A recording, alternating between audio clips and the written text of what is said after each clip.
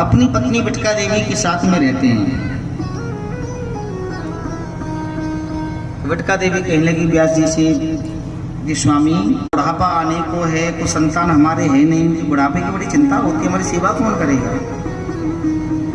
वेद व्यास जी कहते हैं देवी, जिनके संतान नहीं होती क्या उनका जीवन यापन नहीं होता है क्या? प्रभु ने कुछ अच्छा सोचा होगा हमारे लिए। उपवासी के लिए जब मुंह को खोला, सुख पक्षी सूक्ष्म रूप लेकर के बटका देवी के मुंह में प्रवेश करके सीधा गर्भ में चला गया। सुखदेव जी महाराज की जय। सुख पक्षी ने सोचा, आहा ये बढ़िया जगह छुपने के लिए, यहाँ भोलेनाथ ढूंढ नहीं पाएंगे। भोलेनाथ आए, खूब ढूंढा, सुख पक्षी नहीं मिला, निराश होकर के लौट गए। उन्हीं सुखदेव जी महाराज ने माता के गर्भ को मंदिर बना लिया, जिस माता के गर्भ की दुनिया बुराई करती है। उसी गर्भ में पूरे 12 वर्ष तक सुखदेव जी रहे। बटका देवी कहती है वेद व्यास जी से, स्वामी मेरे गर्भ से वेद मंत्रों की आवाज आती है। वेद व्यास जी के लिए कोई महापुरुष होगा तुम्हारे गर्भ में?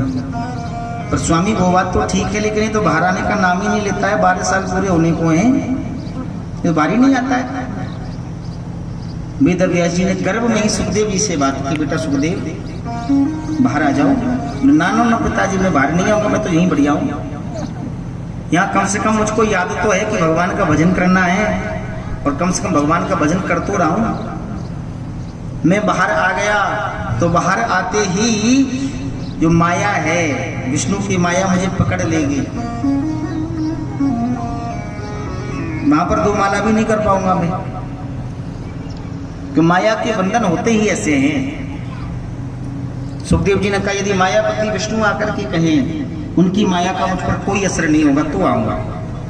वेद व्यास जी ने विष्णु भगवान का ध्यान किया। साक्षात विष्णु भगवान आकर के सुखदेव जी को वचन दिया, बेटा सुखदेव मेरी माया का तुम पर कोई असर नहीं होगा, बाहर आ जाओ। वही सुखदेव जी महाराज जन्म लेते ही यम प्रवजंत मनुपेतमपेत कृतैर्विपायनो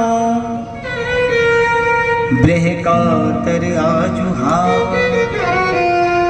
जन्म लेते ही यम प्रवजंत चल दिए, घर को छोड़ा, जन्म लिया, चल दिए। एक क्षण नहीं रुके जन्म लेने के बाद। एक क्षण कैसा होता है? जन्म लिया सीधा चल दिए। यम प्रवजंत मनुपेत कृतैर्विपायनो बृहकातर आजुहाव पुत्रेति तन्मे दयात्। वेद व्यास जी पुत्र पुत्र कहकर के पीछे दौड़ रहे हैं।